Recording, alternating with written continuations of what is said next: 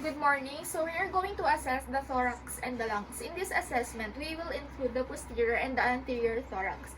The equipments that we will be used are the stethoscope, the marker, and the tape measure. And then, good morning. So I am Yanna Yzabelle Gaddi, your nurse for today. So we're going to assess your thorax and lungs. So I am expecting for your fully cooperation. So first, I am going to perform hand hygiene to ensure your safety.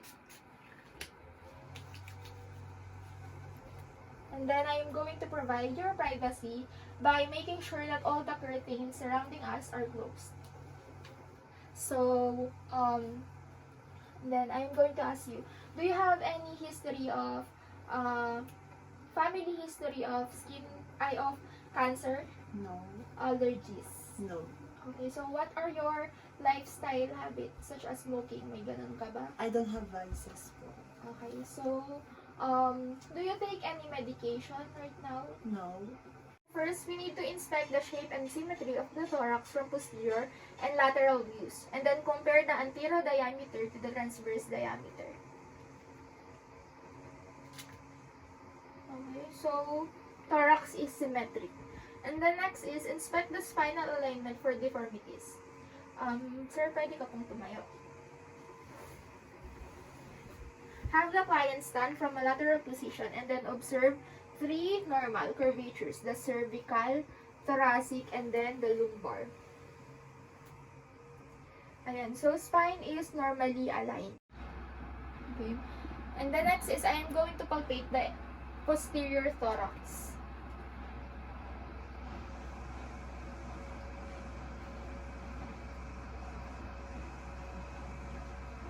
So normal naman, no swelling or tenderness.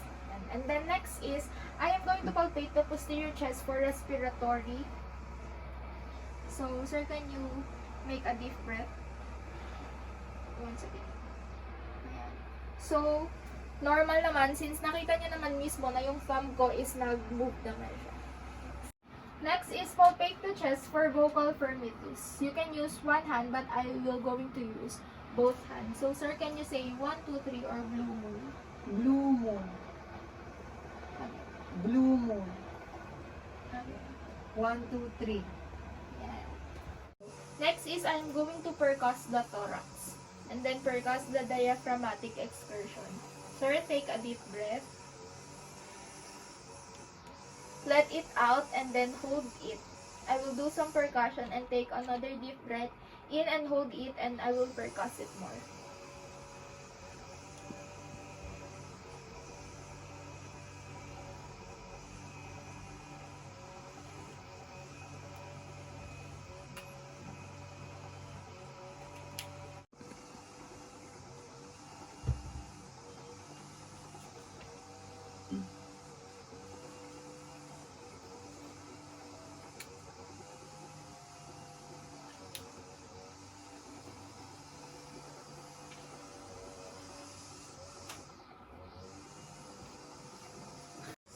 And as I measure, it is 5 cm, which is the expected measurement of the diaphragmatic excursion.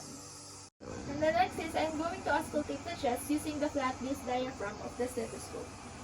Inhale, exhale, inhale, exhale, inhale, exhale, inhale, exhale.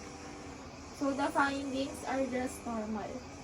And the next is I'm going to auscultate the chest using the flat disc diaphragm of the stethoscope. Inhale, exhale, inhale, exhale, inhale, exhale, inhale, exhale. So the findings are just normal. So let's proceed to the anterior thorax. First is we need to inspect the breathing pattern. So, I can see that the breathing is quiet and it has an effortless respiration. And the next is, we're going to inspect the costal angle and the angle at which the ribs enter the spine. Costal angle is at 90 degrees, which is normal. Next Next is we're going to palpate the anterior chest.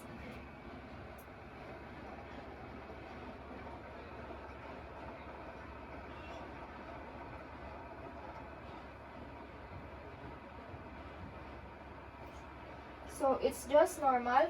And then we're going to palpate the anterior chest for respiratory excursion.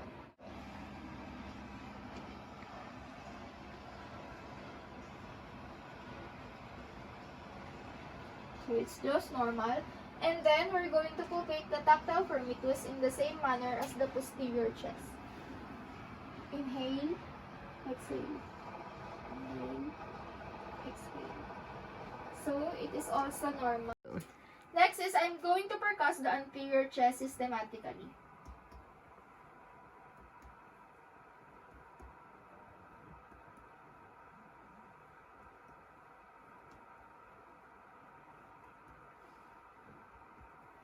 Okay, so it's just normal.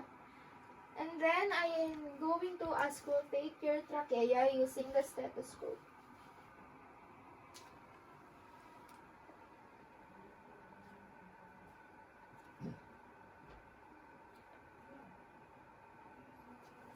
Okay, we're going to auscultate the anterior chest.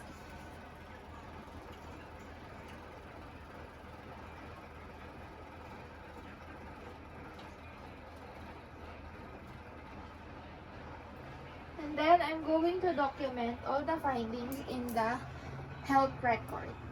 Thank you.